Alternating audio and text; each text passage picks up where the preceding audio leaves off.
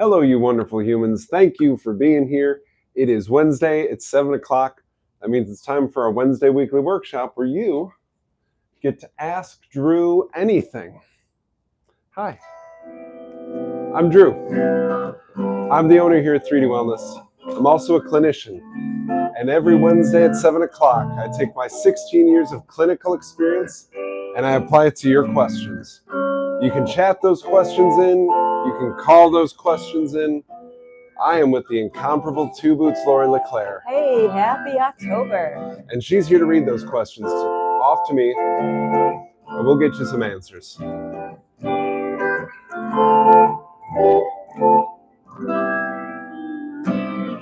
Thanks for being here.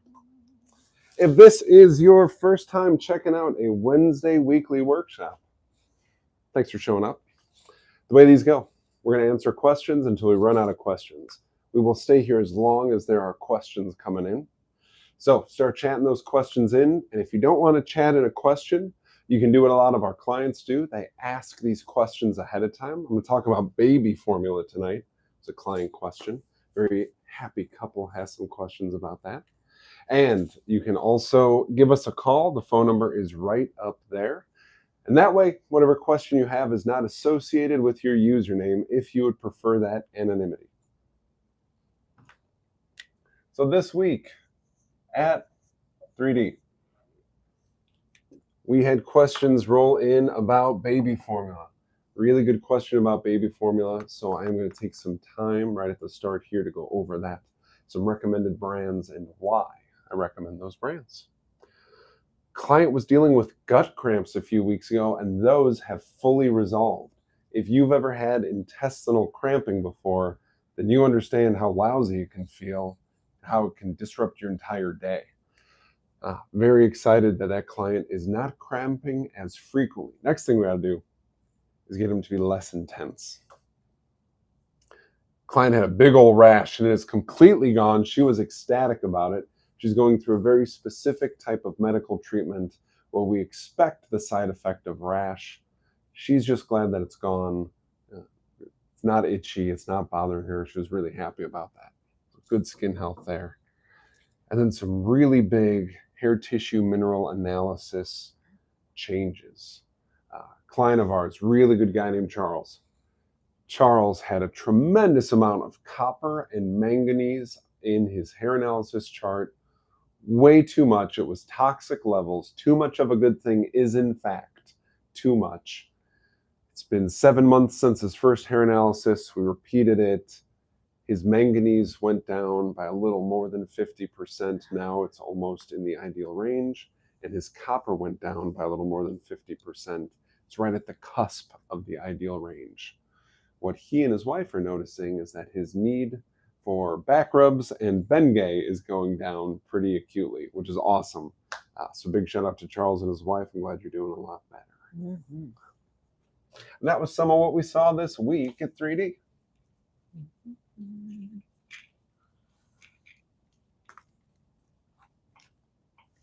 All right, time to talk about baby formula.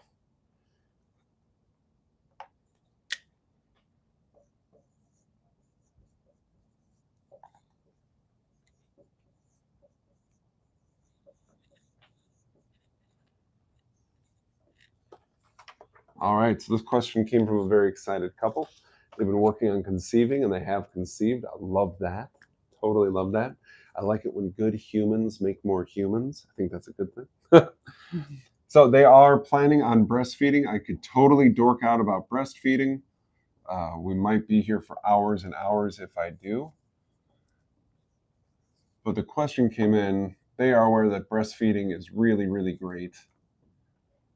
They want to have a backup plan in case something happens and breastfeeding isn't an option.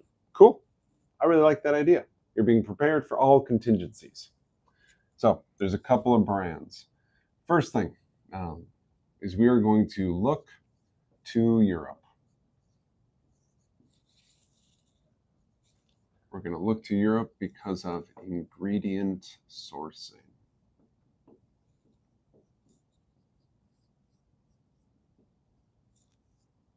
I like a lot of stuff about America. One of the concerns I have about food from America is the way that different ingredients are produced. Another concern I have is that a lot of American made products contain ingredients from other countries that do not have the same quality control standards. Now, when we compare all of that to Europe, what we see is that generally across most of Europe, quality control and food regulations, like food laws, are superior to what we see in America. So that is why when it comes to baby formula, I'm going to look to Europe. I have much less concerns about quality when it comes to most European sourced foods, including baby formula. If we can, we will get goat milk over cow milk. Now, the reason for this is inside of the milk there is protein. Protein is really important for a lot of different reasons, but that protein is only going to be good for us if we are actually absorbing it and putting it to use. So the difference to understand here is that proteins in goat milk are small, proteins in cow milk are larger, and you should know this because human proteins are small. The receptor sites in our body are also designed for small. So a lot of protein from cows is something our body can't necessarily use easily. So we would look to goat as much as possible because that is easier for our body to put to work. So when you have the option, go with goat. It's typically going to be easier to digest. This is by no means a must-have, but if you have the option, I recommend goat over cow. And I have two favorite brands that I've recommended the most throughout my career. I'm not really sure if they call this one hip or hype. Sorry, not really sure. Or Kendamil.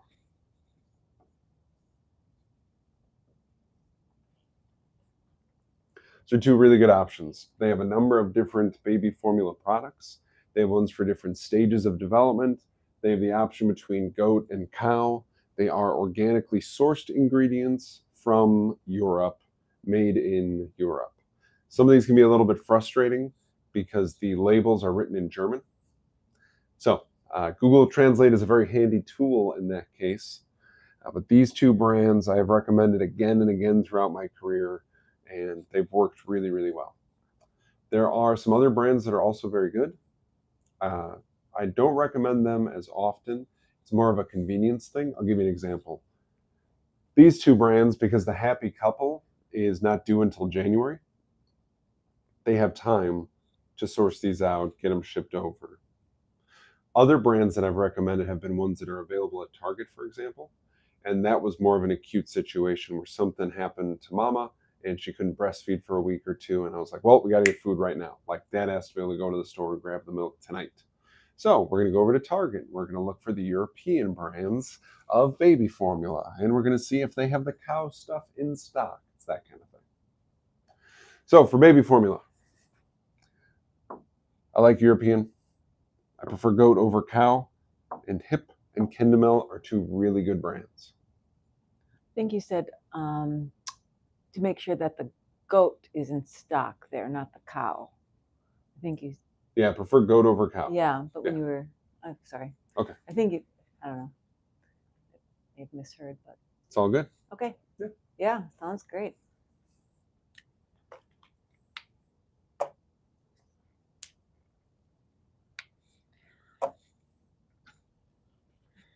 Let's see.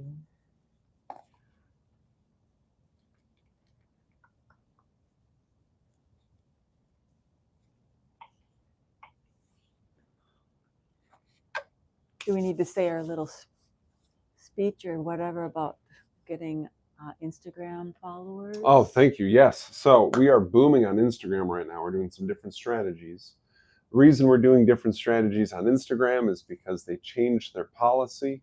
In order to do Instagram Live, you have to have 1,000 followers. We have about a quarter of that right now. But our viewership is way up just in the last 2 weeks, which is really cool to see. So everybody on YouTube land and everybody on Instagram watching this after the fact, please share us with other people. Even if it's one of our shorts from YouTube, where a person can watch a video from us, takes a minute, it's really quick. But every single one of those followers on Instagram gets us closer to that 1,000 mark, so we can go back to streaming live on Instagram. Yes. Yeah, thank you for the reminder. Yep. Yeah. Okay.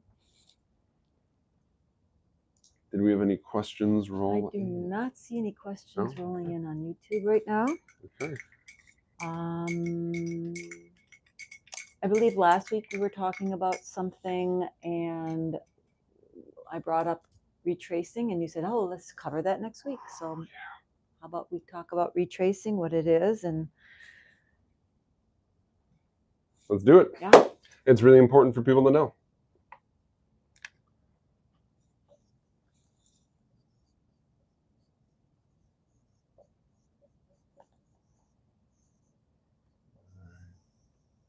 Retracing, very fascinating phenomenon. First time that I heard about retracing was I was reading the work of Dr. Paul Eck. This is the guy who founded Analytical Research Labs Hair Analysis. It's a laboratory that we use based out of Phoenix. And Dr. Eck was quite brilliant, studied many different disciplines of health, just a tremendous human being.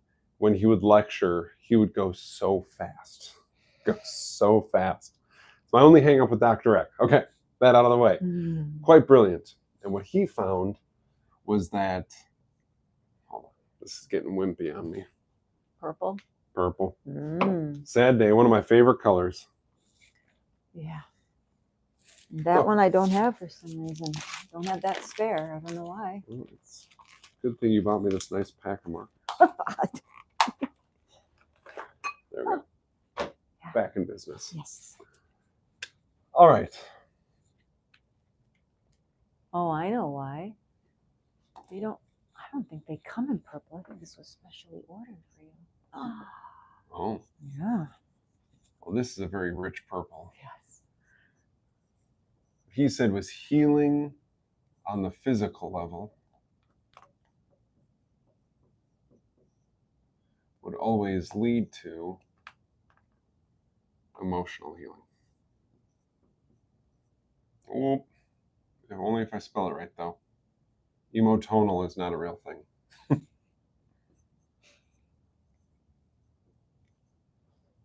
And again, in the work he would do with his patients, what he would see is that as he was nourishing them up and they were getting healthier and healthier, that eventually they would start to bring up mental and emotional and spiritual issues. And he was like, okay, well, this is all part of the healing process. We are not just meat sacks floating around. We are way beyond that, okay?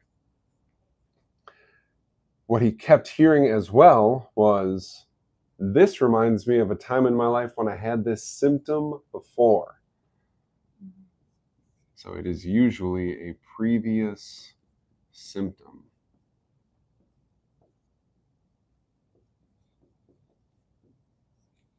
That the body wants to rework.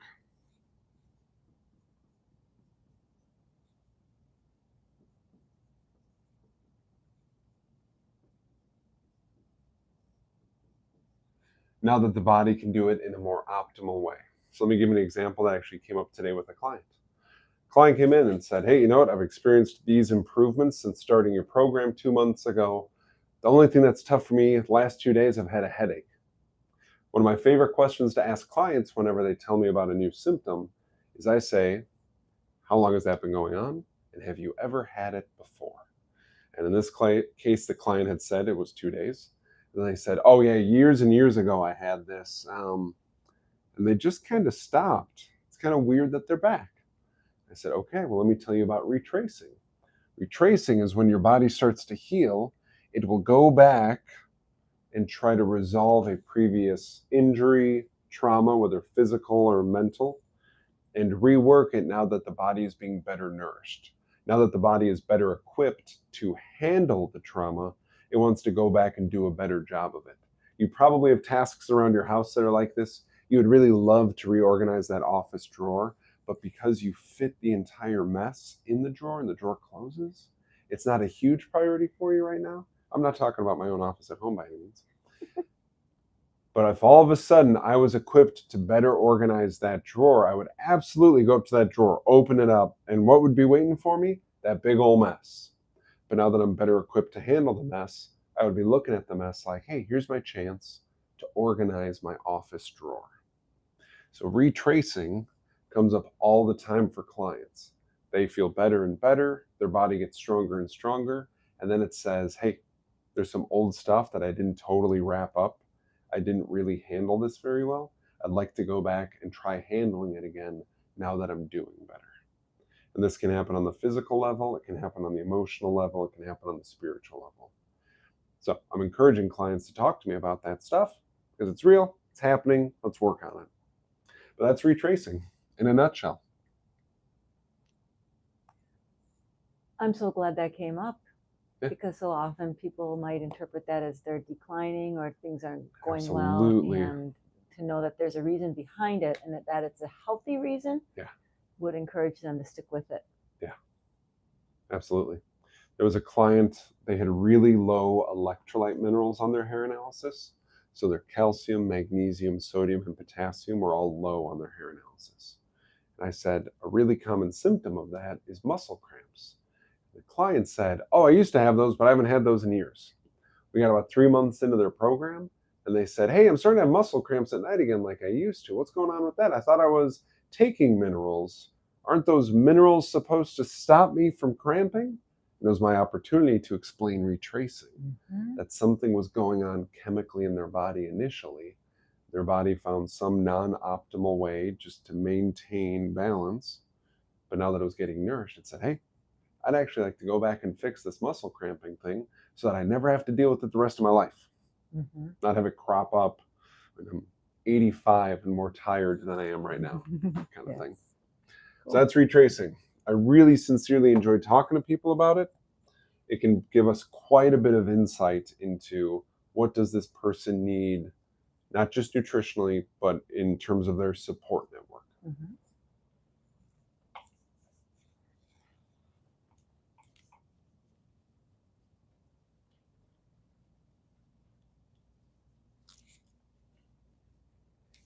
Okay. Thank you for reminding me of that one. Yes. You're always good for another question or two. All right. My next one would be this. Let me just check YouTube real quick. Don't miss anybody. Okay. I know here in the clinic at 3D Wellness that we have natural ways to deal with various forms of pain in the body. Yeah. Okay. But if someone did want to opt for like an occasional over-the-counter drug, what would you recommend and why? Sure. You just want me to talk about Tylenol. That's what I think. Well, I'm actually, you want to know the truth is I want to know the difference between Aleve and Advil. Okay. If there is a difference, like, do you have a preference of, like, what is your, occasionally, do you take a over the counter? I did until I figured some things out about my own body. Oh, okay. And I used to use Aleve. Okay. But then I figured some stuff out. I see. Yeah. Was there something that made you choose that over all the other brands and kinds? Yeah, just my response to it. I see. So I'll start to talk about some of that, how I got to when I was using Aleve, and then the reasons why we do or don't want to use them. Okay. Yeah. Fair enough. All right. So red feels like an appropriate color when we're talking about pain.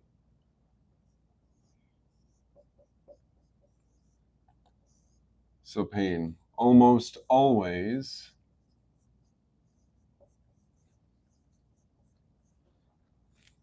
caused by inflammation.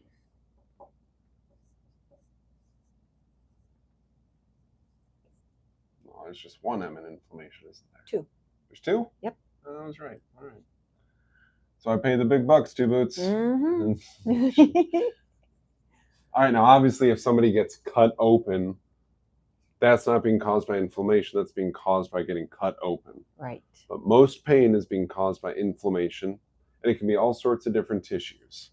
So inflammation can happen in vascular tissue, that means your blood vessels, your veins and arteries. It can happen in nerves. It can happen in your skin, it can happen in muscles, and it can happen in organs. Any of those various tissues inside of the body can be inflamed and therefore cause you pain. Okay? There's a couple of different pain relieving options. One that's really common is non-steroidal anti-inflammatory drugs, or NSAIDs. That's going to be your Aleve, or if you are reading labels, your ibuprofen. Mm-hmm.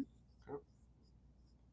We're going to talk about how they how they developed ibuprofen and what you can do from nature that mimics it. Okay. Yes.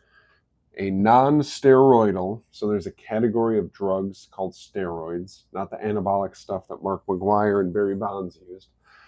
Different kind of steroid, more like the inhaler type for people with asthma, that reduce inflammation in the body.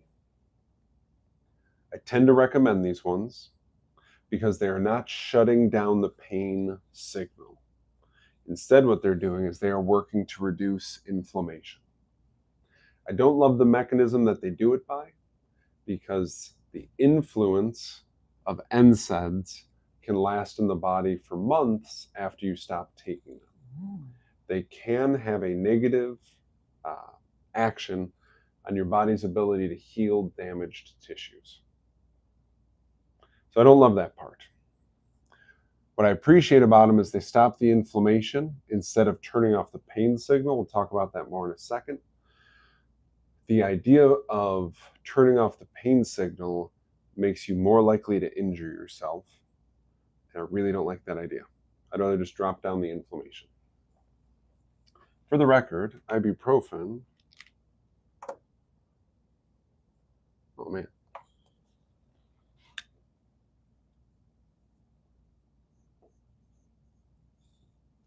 developed from white willow bark.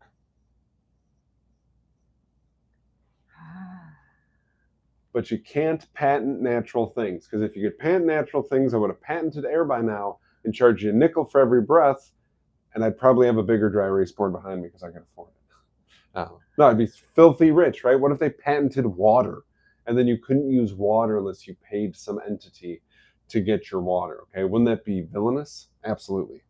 So you can't patent natural things. So what some drug manufacturer did was they said, hey, this white willow bark, this natural stuff people have used for hundreds and hundreds of years, when we analyze it under a microscope, what we find is there's one particular component inside of white willow bark out of the hundreds of components that make it up that's at the highest level. So if they were looking at a graph of white willow bark, and there's a nutrient that's at that level and a nutrient at that level, and all of a sudden there's one nutrient at that level, and they're like, hey, isn't that the biggest deal nutrient? It's the most thing in the white willow bark. And what they can do is patent a way to extract that singular component and then sell it. And that's what they did with ibuprofen. Ibuprofen is one piece of white willow bark out of the 100 pieces that white willow bark is actually made out of. So when we talk about ibuprofen, we talk about how it doesn't allow the tissues to fully heal for months after you take it. Talk about how it can be tough on your stomach and tough on your kidneys. These are all common things. We can just look these up on the side effects list on things like WebMD. Okay? It's not my opinion, it's the science of it. But those same issues do not occur with white willow bark, because white willow bark is not a singular component. It is a group of things that comes with checks and balances. And I got to tell you, I love checks and balances, because white willow bark is not tough on the lining of your stomach. It does not beat up your kidneys, and it does not have a negative influence on your body's ability to heal for months after you take it. So if you've been using ibuprofen or Aleve, you're probably feeling better because you're dropping down your inflammation. If you'd like to get away from those and move to a more natural option, I'm going to encourage you to take white willow bark. I have a very special one that I carry here in my office. It's called Salagesic. That's gonna. Is that off the board? Yeah, that I Yeah. can just see that part right there, just what you've written so far. Okay.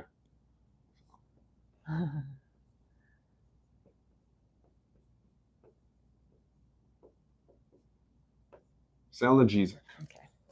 That's what I would recommend you take instead. Sorry, I just wrote salt over there. Everyone's gonna be like, oh, great, I don't need to leave. I can just take salt. Nope, that ain't it. But Drew said. Stop it, you're making me snort. Yes. That's how I know I'm straight fire in the clinic. I'm cracking jokes and Lori's snorting. I'm like, yes, I'm on it today. Somebody record my stand-up special. All right. So to get away from those two, even though they're my preference, Salagesic by MediHerb, we always carry it here. We can mail it anywhere you want. I've had so many clients get off of daily ibuprofen use by switching over to this without having a recurrence of their pain. Okay. All right.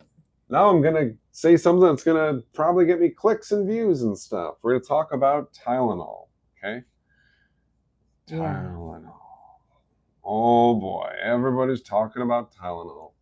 Acetaminophen. I know I said it right. It's A-M-I-N.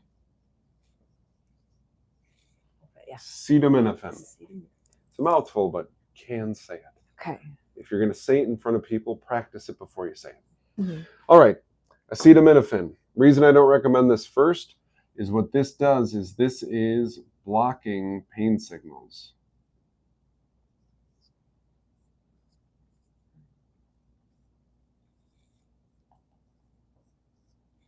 For day-to-day aches and pains, I don't recommend that. When you are experiencing that, your body is trying to tell you something. It's your blood vessels, your nerves, your skin, your muscles, your organs. One of those things is having an issue. It wants you to be aware of it. It wants your help with dealing with that issue. So I don't want to shut down pain signals. I don't want to block them. I want to find what is creating the pain signals. So the reason I don't recommend Tylenol or acetaminophen is because part of what it does is block those signals. I don't like that idea. I want to know what's going on in my body. I want you to know what's going on inside of your body also. Now, where do I bend that rule or break that rule? Post-surgery, post-severe physical trauma.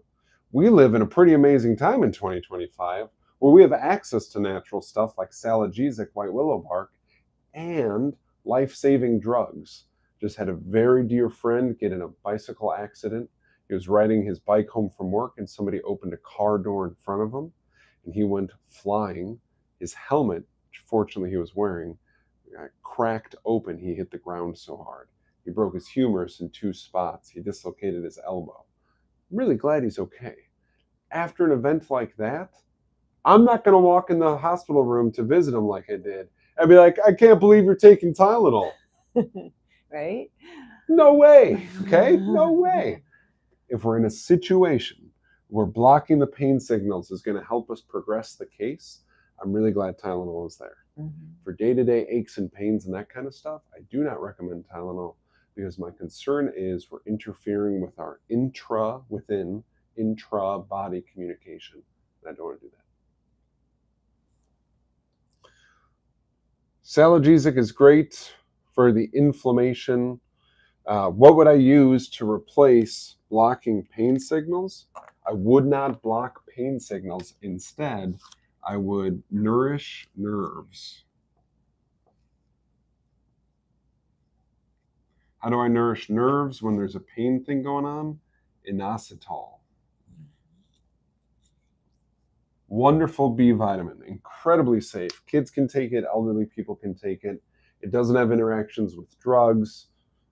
It comes in tablets and it comes in powder. I really prefer the powder because you can take up to 4 teaspoons of the powder in a day to help decrease pain levels. You can mix it into water. It's water stable, so you can mix it up in the morning and let it sit all day. Nothing bad's going to happen because of that. It has the slightest sweet taste to it. It's not like Kool-Aid, it's slightly sweet. Mm-hmm. What it does is it helps the performance of nerves. It helps them function better. One of the ways it helps them function better is by not exaggerating signals. So if you're getting a pain signal from your foot and you start taking inositol, your body is not going to exaggerate that pain signal and make it worse than it really is. The analogy that I use is when you take an inositol, your body is aware that, or excuse me, my body is aware that I just flicked my forearm with my finger. Without an inositol, when I do this, the body might interpret it as, do you remember on the live stream when Drew started to violently slap his arm? Because that's how it would feel to my nerves because they're in some kind of heightened state. Inositol soothes that so they can actually read the situation more accurately. Hey, what's going on? Really like inositol. I think more people should use it more often for pain. Yeah, for sure. Well, I in those rare occasions, I need a little boost, and I don't have the Celergizic. Thank you. Yeah. I have to practice that on hand. I have found I'm all about dye-free stuff, Right. and I have this, which is ibuprofen that's dye-free. I can't find anywhere else but Walgreens. Okay. It's a Walgreens brand. Sure. Yeah. Looks like run of the mill. But yeah, no dyes, no weird colors. Yeah, I like that.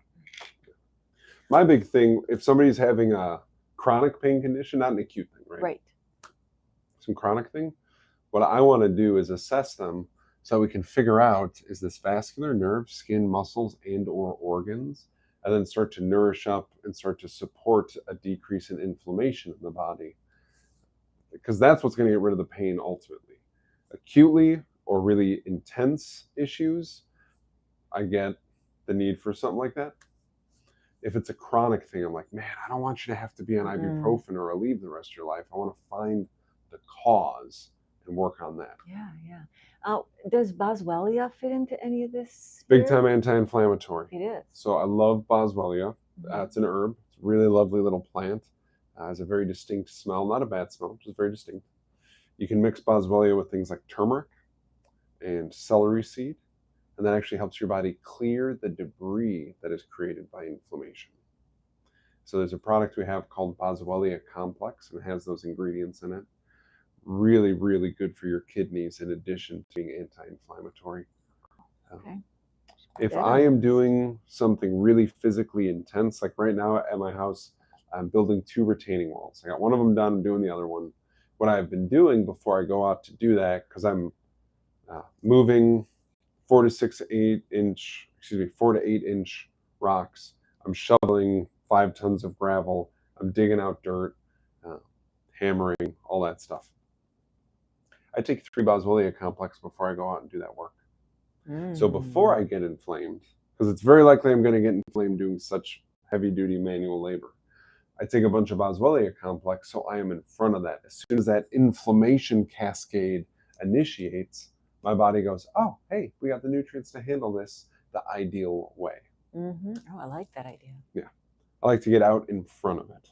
Yeah. Cool. Very interesting. Thank you for that, all that information. And for the record, Celergizic and inositol safe to take together. Okay.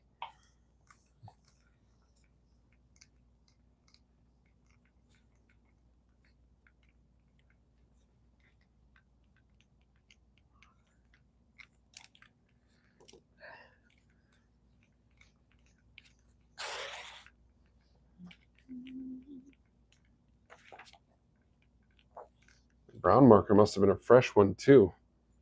It was leaving all sorts of traces. There you go. I feel like I have a beige dry erase board now. All right, we do not have any questions. No questions, okay. YouTube here. So do you want to do one of the postcards or? Ooh, yeah. Thank you. The note card questions. Yeah. Oh, okay. We'll just do the first one at the top here.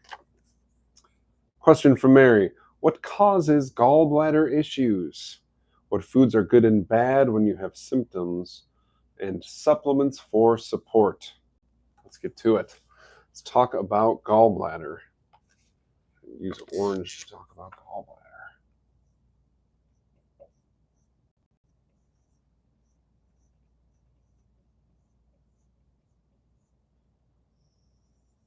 All right, your gallbladder is your liver's best friend.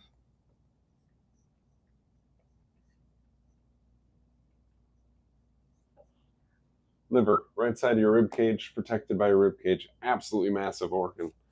And it does a lot for us. It is not just an alcohol filtering device, okay? It does way more than AFD. It has about 4 dozen different jobs. And one of those jobs is to produce bile. Bile helps us digest fats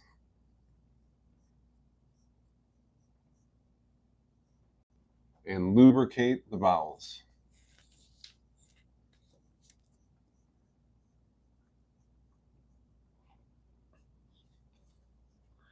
So, what can cause gallbladder issues? Gallbladder needs a pretty good amount of nutrient because it is trying to make and discharge, excuse me, not make, it is trying to discharge this product to digest fats. So, a lot of gallbladder problems come from eating too much of the wrong kind of fat. Because bad fats,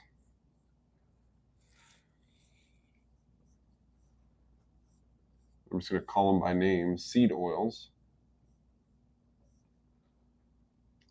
cause an oversecretion of bile.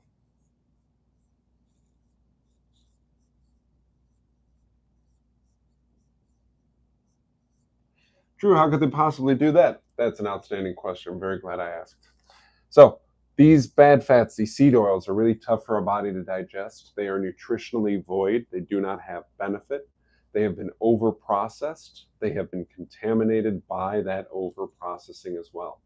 So, in order for our body to break those things down, it takes extra work. Our gallbladder is going to pump out more and more bile because it's going to get messages from our small intestine that these junk oils are not breaking down the right way, that they are not processing like healthy oils. So, our gallbladder is going to work even more and more, and it's really tough on it to make it work that hard. So, the most common reason that I see that gallbladders start to go wonky is the presence of seed oils in the diet. Alcohol is another major factor, but I'm going to say this and I'll die on this hill. Seed oils are worse for your gallbladder than alcohol is. There, I said it. What do you think about me now, Crisco? All right, what foods are good? All right, oranges down. Lori, I think we're out of the OG kit of markers. Oh man, yeah, you gotta. We write a lot. Right? Yep, we do. Minimum 6 workshops a month. Mm-hmm. All right, let's talk. Oh, look at that orange. Jeez Louise. Wow. All right, good foods for your gallbladder. Beets are numero uno. Holy smackers, are beets good for your gallbladder? Totally incredible for your gallbladder. Whether they are fresh beets and you roast them or boil them or you fry them, just eat them. Beets are amazing for your gallbladder. Asparagus is another very good food for your gallbladder. Lots of nutrients in there for the liver as well. Green apples. The tartar, the better when it comes to this. Typically bitter foods, and that's the next thing I'm going to write on here, which is bitters. Yes, the kind you get at the liquor store. No, not if you mix them with a liter of whiskey or even a few ounces of whiskey, unless you're sharing. Green apples, really tart ones, have something in common with bitters. What they do is actually help warm up the gallbladder. They let it know that work is coming. The apples also have some nutrients in their skin, so apple juice does not count. But in the skin of green apples, there's also nutrients that support the functioning of the gallbladder. So, what I encourage people to do is 4 or 5 times a week, make sure you eat one of those foods on that list for your gallbladder.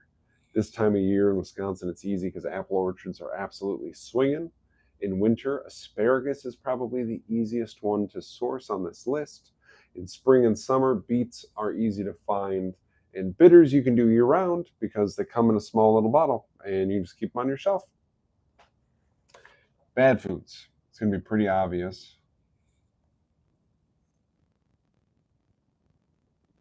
Seed oils, alcohol. Those are the biggest problems.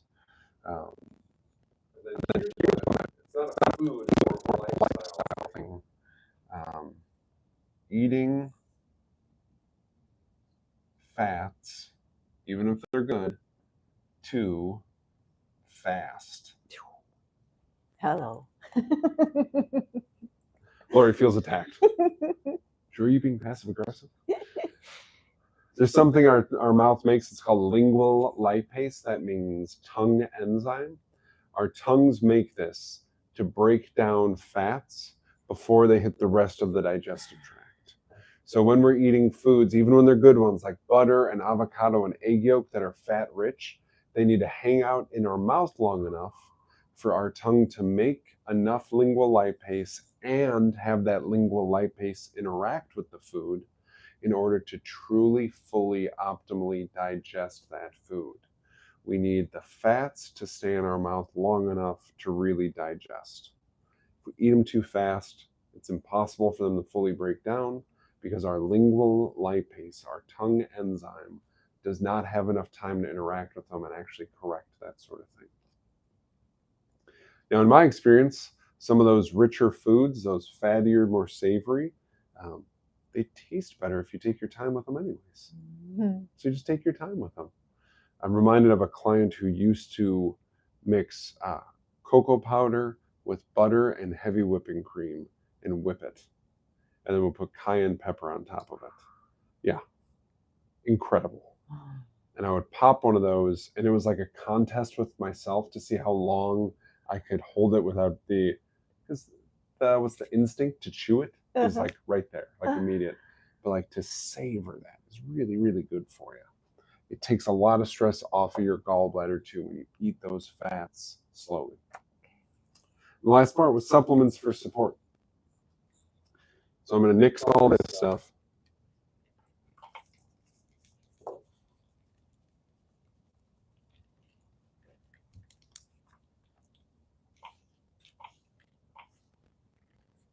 Try to clean up some of the brown while I'm at it. Much better.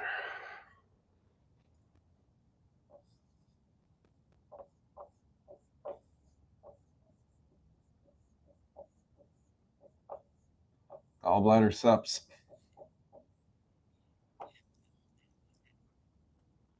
All right, first one. No gallbladder? You had it removed for some reason? All right. Bummer, man. That was in there for a reason. But maybe it was a medical emergency. I don't know. So no judgment. Okay. If you do not have a gallbladder, the first thing I'm going to tell you to take is Colacol by standard process. This is bile salts. What happens when you don't have a gallbladder is that bile that digests the fat and lubricates the intestines is not there on demand. And your liver will still make bile, but it doesn't have this reserve of it that's just ready to go at a moment's notice. So we're only going to take Colacol with food. And what that's going to do is it's going to act like your gallbladder from now on. So if you've had your gallbladder removed, I recommend Colacol. If you have questions about that, just call us. I'm happy to talk to you about it. I've got plenty of clients without a gallbladder here, and they're doing a lot better since we've been doing these things to help them. Now, if you do have a gallbladder and you want to support it, AF beta food by standard process is really wonderful. A lot of people benefit from taking the B vitamin choline. Phos food by standard process. It's a phosphorus donor. Gallbladders love phosphorus. And of course, our beloved Spanish black radish is always recommended for gallbladder. Gallbladders love sulfur and they love vitamins A and C, and all three of those things exist inside of Spanish black radish. Really common program to support the functioning of the gallbladder is to combine the AF beta food with the Spanish black radish. It's really simple. It's also part of I had some alcohol and I want to wake up feeling like a human protocol. Yeah. There's lots of nutrients that can help the gallbladder, but these are definitely my favorite, my most heavily relied upon, because again and again they work.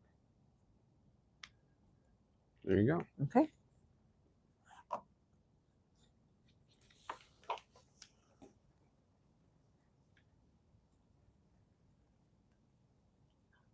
We had one question roll in here Oh, from great. Barb Conrad. Hey, Barb. She says, "Hi, Drew. Regarding inositol, doesn't Yes. inositol affect the thyroid?" Not to my knowledge. I'm not aware of it doing that. Inositol is a B vitamin. The majority of its effect is going to be on the nervous system tissue and in the pancreas. I've not heard of inositol interfering with anything thyroid related. I'm trying to think of all the cascades.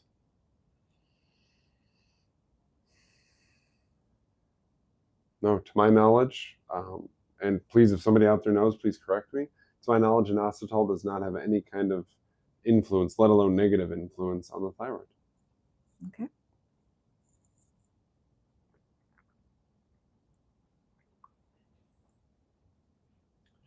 Any other questions, Roland? Okay. We love doing these live streams, y'all. I'm going to grab Indy here. Trusty Dusty. Not too dusty. Keep her in the case unless we actually have clinic going on. Yes. Yeah. We love that you're here. We love that you're asking questions and watching things after the fact. Please continue to share us with your friends, especially the ones who have Instagram. We're working really hard to get to that 1,000 subscribers so we can go back to streaming live on Instagram. If you have any questions at all before you see us again, if you have a question you would like us to answer on next week's live stream, please reach out to us. There's a reason we keep all our contact info up here on the board. It's because we actually want you to feel like you can ask us questions, okay? I'm going to use my fancy schmancy guitar stuff here to play us out. Until next week, stay well.